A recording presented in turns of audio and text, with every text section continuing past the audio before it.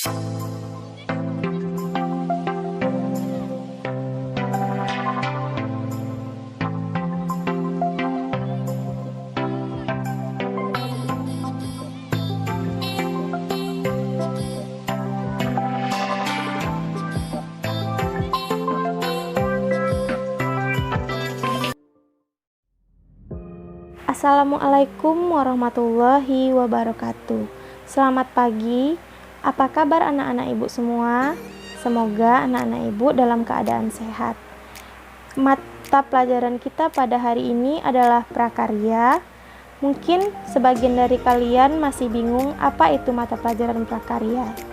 Mata pelajaran prakarya sama dengan mata pelajaran keterampilan saat kalian di sekolah dasar.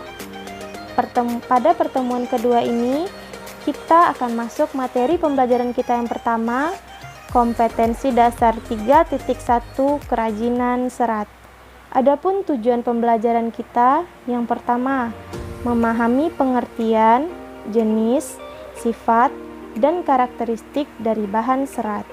Yang kedua, memahami dan mempelajari teknik pengolahan, proses produksi, serta kemasan berbahan serat. Yang ketiga, merancang, membuat, dan mengomunikasikan produk kerajinan berbahan dasar serat. Sekarang kita lanjut ke materi tujuan pembelajaran yang pertama, yaitu pengertian serat. Apa itu serat? Serat adalah suatu jenis bahan berupa potongan-potongan komponen yang membentuk jaringan memanjang yang utuh. Contohnya, sabut kelapa, pelepah pisang, benang wol, benang jahit, tali rafia, dan masih banyak contoh-contoh lainnya. Serat dibagi menjadi dua, yaitu serat alam dan serat sintetis. Namun, pada pembelajaran kita kali ini hanya kita fokuskan membahas mengenai serat alam.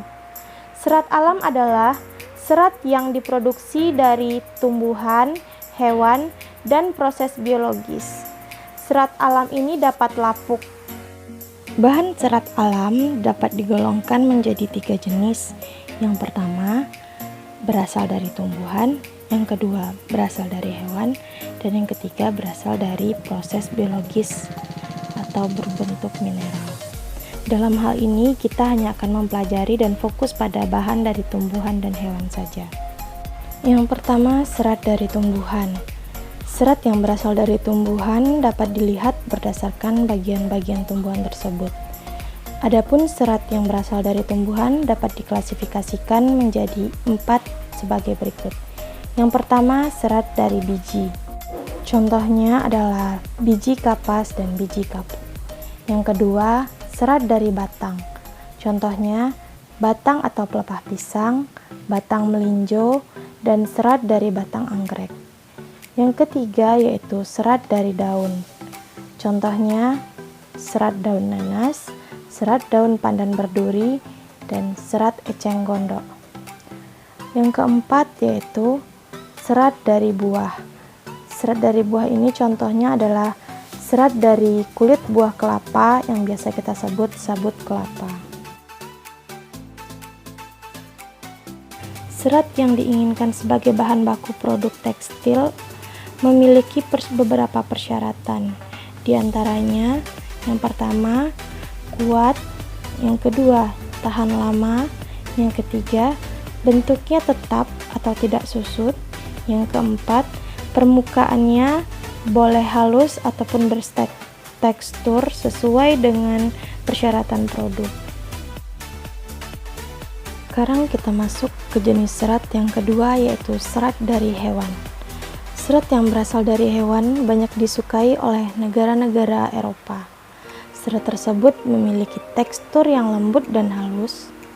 Sifat dari serat hewan menghangatkan, sehingga orang-orang yang tinggal di daerah musim dingin sangat memanfaatkan serat ini.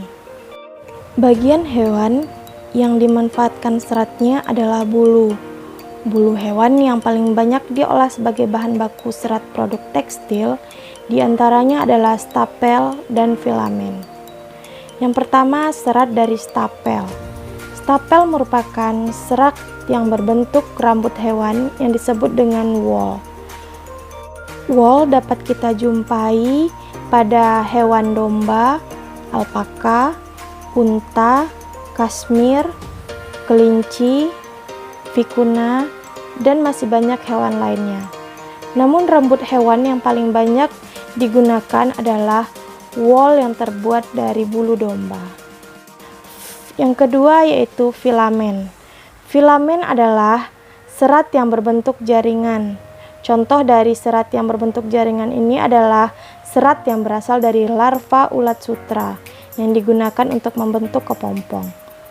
Kepompong inilah yang merupakan serat yang lalu dipintal oleh masyarakat menjadi benang dan akhirnya ditenun menjadi kain tenun sutra.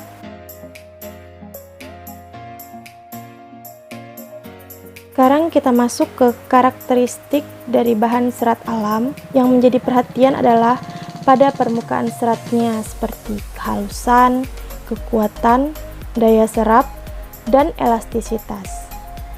Bahan tekstil dari kapas memiliki beberapa karakteristik seperti bahannya terasa dingin dan sedikit kaku, mudah kusut, mudah menyerap keringat, namun rentan terhadap jamur dan mudah terbakar. Sementara serat sutra memiliki ciri-ciri bentuknya berkilau, sangat bagus dan lembut, tidak mudah kusut, sangat halus, kekuatannya tinggi, tahan terhadap sinar matahari, daya serapnya pun cukup tinggi. Bahan dari serat sutra ini pun tidak mudah berjamur, namun ia mudah terbakar dan bekas pembakaran berbentuk abu hitam, bulat, serta mudah dihancurkan.